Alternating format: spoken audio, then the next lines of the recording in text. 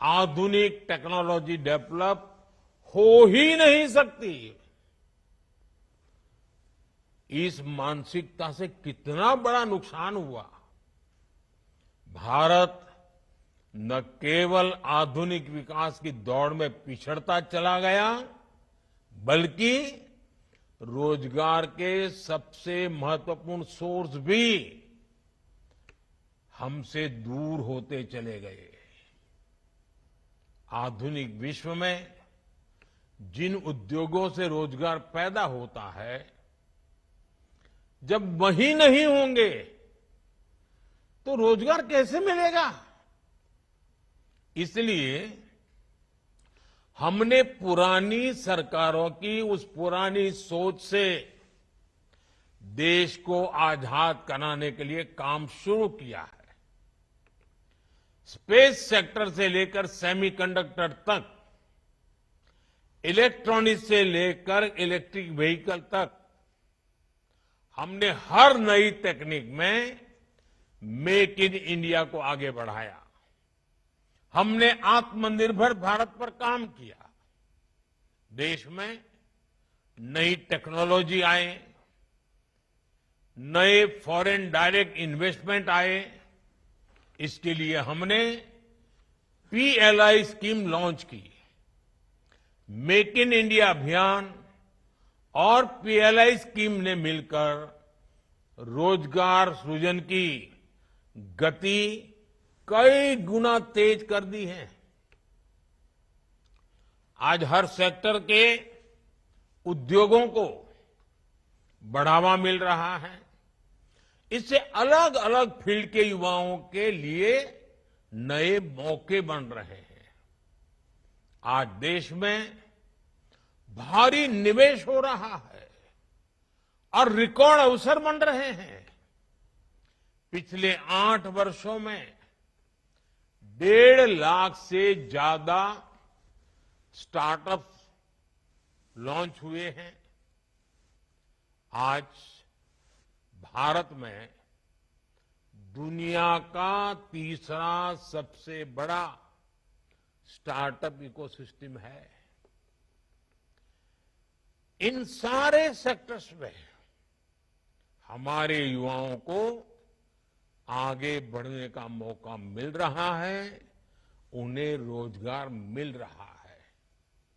साथियों, भारत के युवाओं की क्षमता बढ़ाने के लिए आज उनके स्किल डेवलपमेंट पर सरकार का बहुत फोकस है। इसलिए हमने स्किल इंडिया जैसे मिशन शुरू किए। आज सैकड़ों कौशल विकास केंद्रों में युवाओं को ट्रेनिंग दी जा रही है। हमारे युवाओं को एक्सपीरियंस और अपॉर्चुनिटी के लिए भटकना न पड़े, हमने इसकी भी व्यवस्था की है। प्रधानमंत्री इंटर्नशिप योजना के तहत भारत की टॉप 500 कंपनीज में पेड इंटर्नशिप का प्रावधान किया गया है। हर इंटर्न को 1 साल तक 5,000 रुपया प्रति माह दिया जाएगा। हमारा लक्ष्य है कि अगले 5 वर्षों में 1 करोड़ युवाओं को इंटर्नशिप का अवसर मिले। इससे युवाओं को अलग अलग सेक्टर्स में रियल लाइफ बिजनेस एनवायरनमेंट से जुड़ने का मौका मिलेगा। उनका ये अनुभव उनके कैरियर के लिए बहुत लाभकारी होगा।